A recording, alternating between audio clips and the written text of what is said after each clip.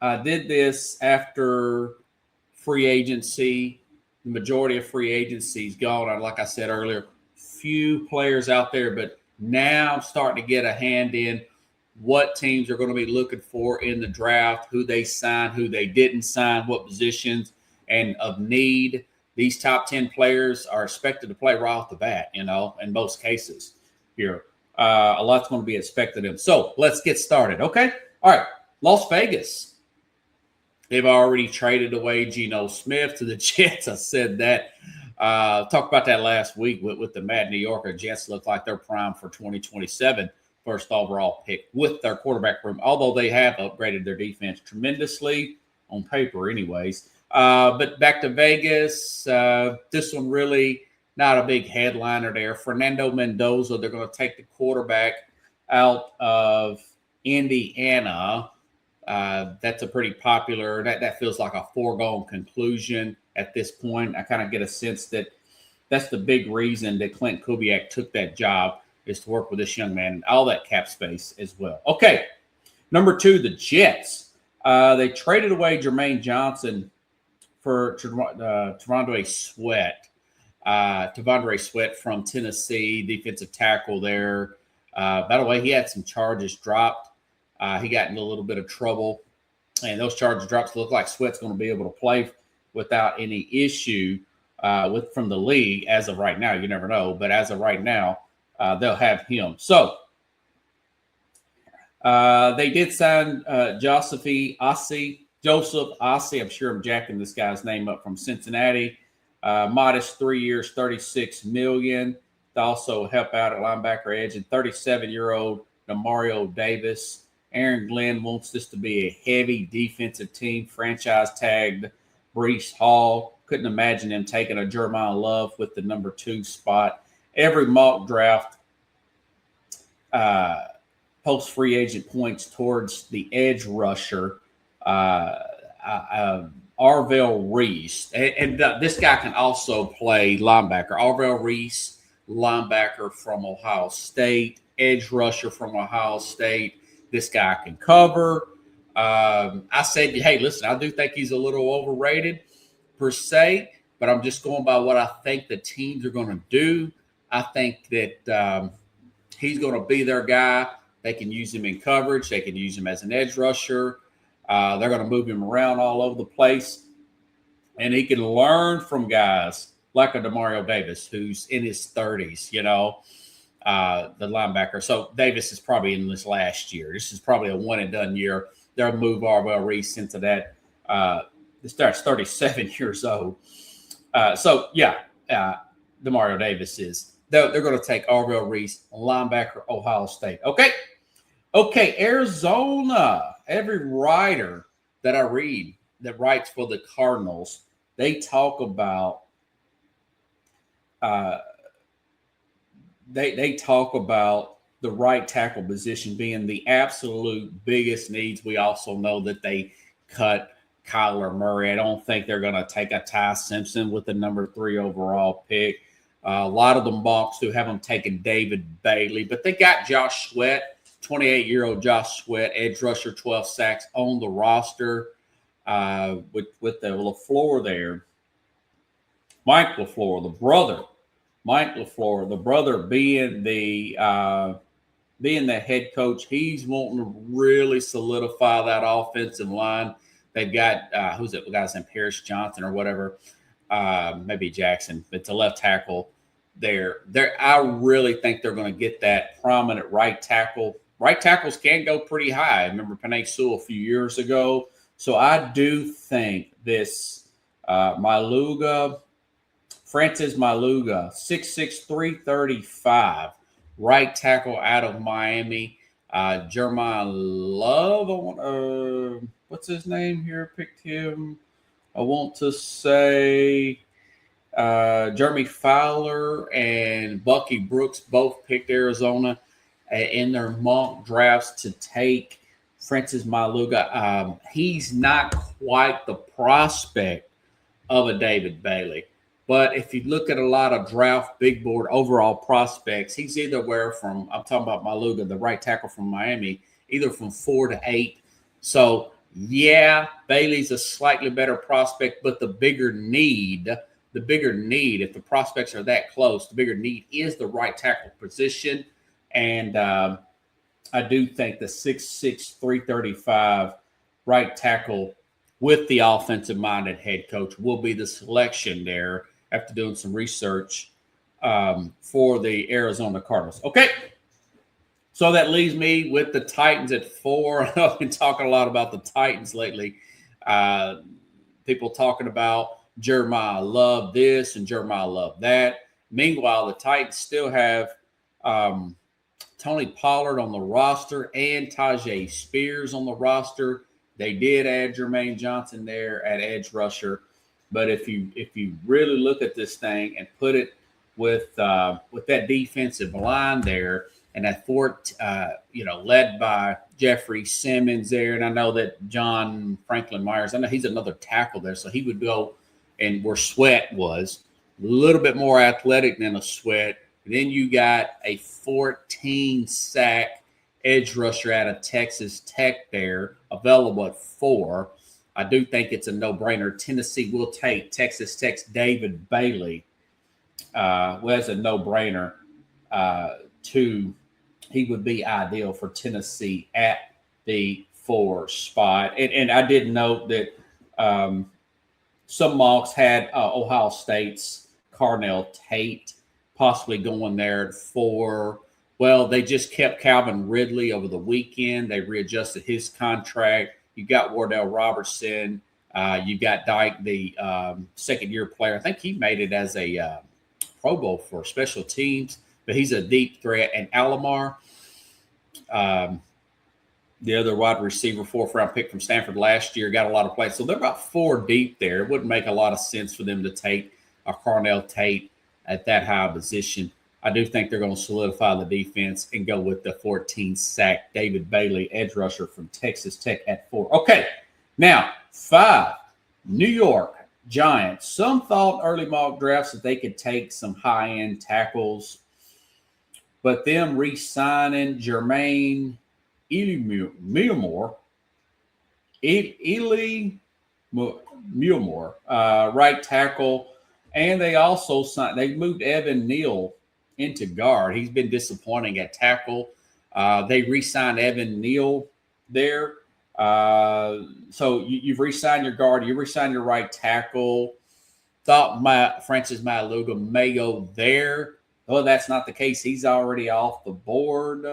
I'm thinking John Harbaugh is looking at a guy like Caleb Downs and thinking that's Baltimore Ravens, the safety there, Caleb Downs from Ohio State.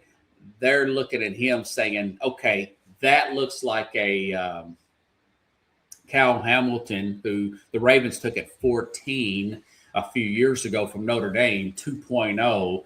They need help in the secondary. One of the bad against the run, bad against the pass. Been bad against the pass for a few years now. But this guy can help out with the run. He can also cover.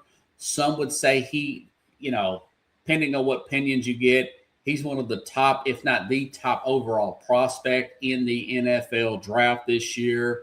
Caleb Downs, the safety there out of Ohio State, will get selected, in my opinion, in my mock draft with the Giants at 5. Okay. All right. Well, I put this thing in different parts here. And I know about Jeremiah Love talks, but listen, they still got Cam Scatterbo here. And you said, well, what about Tate? Also, what about maybe Tate there? Carnell Tate there with them. Well, they got Malik Neighbors. So I just don't think they'll go there. I think Caleb Downs with the John Harbaugh coach team, he's going to push the general manager to do so. Okay, go with Caleb Downs at 5. Okay, now Cleveland Browns at 6. They practically released, I put a note here, the entire offensive line, but they were busy in free agency. They took quite a few players. I had to go through my screenshots here because I had some notes here. Yahoo had some write-ups here. The Browns completely remade their offensive line in free agency. The sign and left guard Zion Johnson, center Elton Jenkins. He was from pretty good player when he's healthy from Green Bay, and trading for right tackle Titus Howard. However, they're still opening to right guard with Wyatt Teller hitting the open market. So they could potentially go tackle there, but I still say with Carnell Tate being there, Jerry Jeudy's really inconsistent as a one, not really a one. They're wanting to give either it'd be a Deshaun Watson or Shedeur Sanders another option to throw to. I think Carnell Tate at 6, although they could go offensive line. I'd go offensive line, but I think they're going to take the in-state guy, the Ohio State guy, Carnell Tate, at the 6th spot there, wide receiver out of Ohio State. Ohio State, listen, they're a very talented team. That's why a lot of people picked them to win the national championship. Just didn't quite have the quarterback play. If they would have, they would have rolled through everybody, including Indiana. But that ain't what happened. Okay, so that leaves Washington at 7. Washington defense was awful at times last year. Very old, very fast. Draft needs are heavy on edge rusher and safety. They could use a running back, but they did sign Rashard White with their rookie. That's pretty good. Ja'Cory Crosby-Merritt, second-year player. But I'm thinking it's a no-brainer. They're going to take 9-sack Miami Hurricane Ruben Bain Jr., put him on the edge there. You got the defensive-minded head coach there. They need to get younger on defense. They've had old overnight there on defense, and they're going against the Cowboys, who are going to have – they may have some issues, but they're going to have one of the best offenses in the league. They did last year. And, of course, the Eagles and their big offensive line. So, edge rusher who could also play the run. I was watching film on him this weekend. If Bailey does go to Arizona at 3, Tennessee should definitely take Ruben Bain Jr. I stand corrected, by the way. I said he was 5'10" the other day. I'm doing that on the fly. He's more like a 6'1", 6'2". This issue with his arm length being too short, Dwight Freeney's arm length is actually slightly shorter than a Ruben Bain Jr., and Dwight Freeney was a 2024 NFL Hall of Famer. So that is way overstated. Well, Ruben Bain Jr., number 7 to the Washington Commanders. Okay, part 4 here.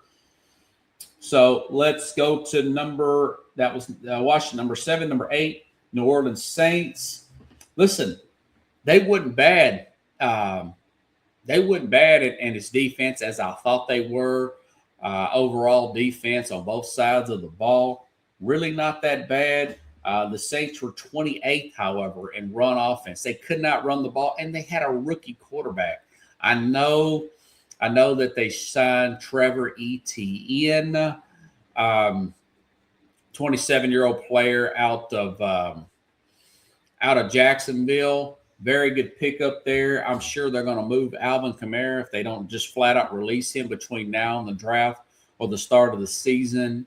But when you've got a prospect who some also say top 5, top 2 prospect, depends on who you talk to, Jeremiah Love. I think with Tyler Shook there, I think they're going to go with Jeremiah Love and pair him with the 27-year-old ETN. I know he's got a 4-year contract. Maybe they keep him for 2. Love is more like a Gibbs, maybe a little bit better version of Gibbs. I said Bijan Robertson, not quite as big as Bijan Robertson out of Atlanta, but this guy's a speedy guy. He'd be perfect in that dome there with the Keelan Moore, offensive-minded head coach.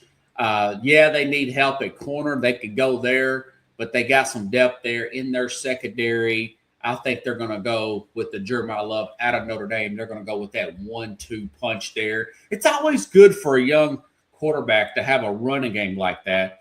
And this guy, you can use him out of the backfield and everything. You saw the success that David Montgomery, even though it's just a few years, with Jamar Gibbs there.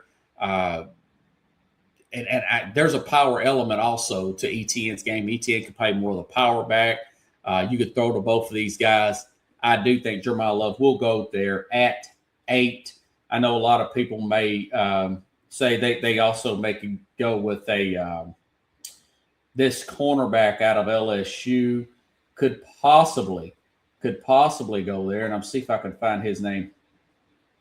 They could go corner. LSU Manser Delaney could go there, but I'm thinking Jeremiah Love because he's just such a good prospect there at the number 8 spot here. Okay, all right.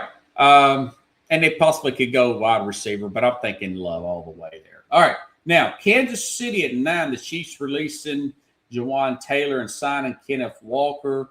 They want to add a power element to their running game. Yes, they need help at corner, losing Trent McDuffie. Other secondary players to the Rams through free agency losses. But, man, right tackle out of Utah, Spencer Fano, seems like a no-brainer. Don't overthink the room. This is one that I think Kansas City. By the way, Brett Veach has went in different directions many times over the last few years as far as going towards defense and skill player. Now I think he's wise enough to say, let's get that offensive line squared away. You've got Mahomes coming back from an ACL injury there. They're going to keep the ball out of his hand less and give it more to the running backs, short pass and power running game. Spencer Fano, right tackle out of Utah, seems like an absolute no-brainer there for number 9, okay, with the Kansas City Chiefs. And then that leaves number 10, Cincinnati. Was about as bad as I've seen them in a number of years on the defensive side of the ball. They lost Trey Henderson. They have big draft needs. They did add some edge rushers. I want to say a guy from I know they added a player there from Seattle and a few other players they signed. That's still not enough. I see them who had a great workout. Sonny Styles out of Ohio State had a very good workout in the combine. Some say he could go possibly higher. So Sonny Styles, linebacker from Ohio State. So you got Styles. You've got who else did I take? Arvell Reese out of Ohio State. Caleb Downs, Carnell Tate. All those guys go in the top 10. They really had a loaded team there. So let's go ahead and do that quick recap here. If I can find it. I made a note with just the recap here. Let's see. I'm going to find it, folks. I'm going to find it. My top 10 recap. All right. Number 1, obviously, Vegas takes Fernando Mendoza. The Jets take Arvell Reese out of Ohio State. Arizona takes Francis Maluga out of Miami. Tennessee takes David Bailey, edge rusher out of Texas Tech. The Giants take that sought-after playmaking safety, Caleb Downs out of Ohio State. Cleveland takes the wide receiver, Carnell Tate, also out of Ohio State. And Washington takes Reuben Bain, edge rusher out of Miami. And, of course, number 8, Jeremiah Love. The Saints take Jeremiah Love, the running back out of Notre Dame. And, of course, number 9, Kansas City takes right tackle Spencer Fano out of Utah. And, of course, number 10, Cincinnati takes Sonny Styles, linebacker out of Ohio State.